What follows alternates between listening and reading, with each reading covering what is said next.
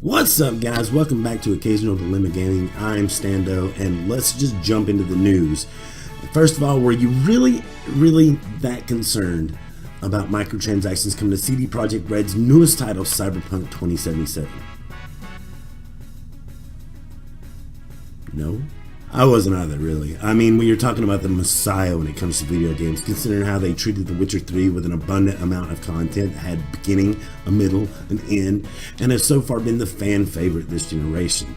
They were even more generous when it came to DLC for the game because they took the age-old approach of releasing full-fledged expansions that added hundreds of hours to a game that already has hundreds of hours. But there was some worry because when CD Projekt Red recently had their earnings call with investors, they used a lot of language we in the industry hate hearing, especially with the recent debacle going around EA and Star Wars Battlefront.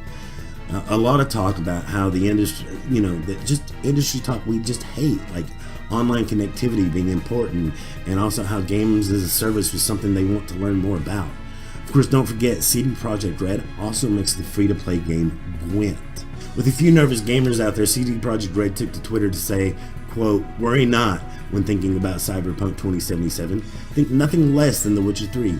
Huge single-player, open-world, story-driven RPG. No hidden catch. You get what you pay for. No bullshit. Just honest gaming like Wild Hunt. We leave greed to others." I especially like that last part. I wonder what they could mean about others. Sorry. They went on to contact Pretty Good Gaming directly and had this to say further. "Hi, reaching out in addition to the tweet we just sent your way. We want to be transparent towards everyone, gamers and investors alike. And while we never want to do any harm to the way we communicate with gamers, we have to talk to investors preferably in their own language because we're a public company. During these investor chats, our focus naturally gravitates towards financial issues, but nothing ever changes in our approach towards gamers. We are fully aware that our gamer-centric thinking about development is what allowed us to grow as a studio, and that gamers are the force of nature propelling us forward." They went on, "Please don't be afraid. There's no need to remind us not to be greedy, because changing this industry for the better has been a part of our soul for the last decade, if not more. Regarding Cyberpunk 2077, please be patient. It will be ready when it's done, and we sure as hell won't release it because a physical year is ending." Well, I don't know about you guys, but I already feel better. CD Projekt Red has a magical, mystical aura about them when it comes to PR and laying our worries to rest. Some others... Damn, there's something in my throat. Anyway, some others could probably take a hint from this awesome company. Speaking of others, though, you guys need to be applauded because things aren't looking too good for EA. Good job, guys. Good job. Stock prices are down as feared by investors, with many people on Wall Street telling future investors to avoid EA for the time being. They are currently only down just 3%, but that's enough to cause concern, despite the company being up 40% for the year. Game sales for Star Wars Battlefront are down as well, nearly 60% in the UK and another 40% here in the US. We don't know how digital sales will affect that number because data tracked only covers physical copies.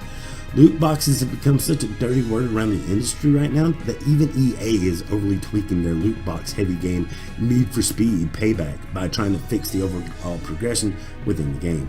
Honestly, if it were me, guys, I still wouldn't buy either one of these titles.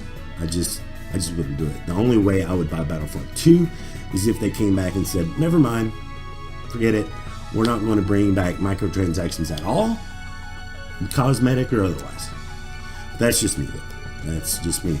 A lot of people think that games need microtransactions because of the increasing production, but with game makers using the same game engine for all their games like EA does using Frostbite, and with built-in tools to make quality of life around design choices and designing games easier, coupled with the fact that digital sales are up, which means manufacturing product is actually down, CDs or production prices continually are trending downwards. They're getting cheaper to make.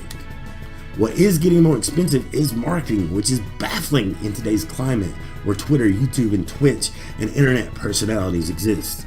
Sounds like to me that they should scale back some of their overblown marketing schemes and they will just be fine. Just ask Ninja Theory's Hellblade.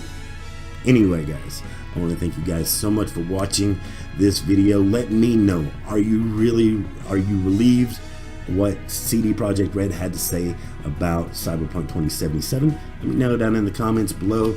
Do you plan on picking up Battlefront later on if they fix it? What are you going to totally skip out on this? What do you think about EA's sales price?